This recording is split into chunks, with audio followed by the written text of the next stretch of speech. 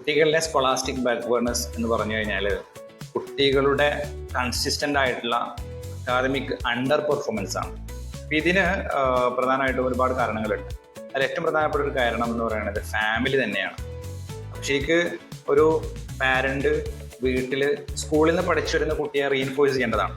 ആ റീഇൻഫോഴ്സിങ് നടക്കണം, അപ്പോഴാണ് ലേണിംഗ് നടക്കുക.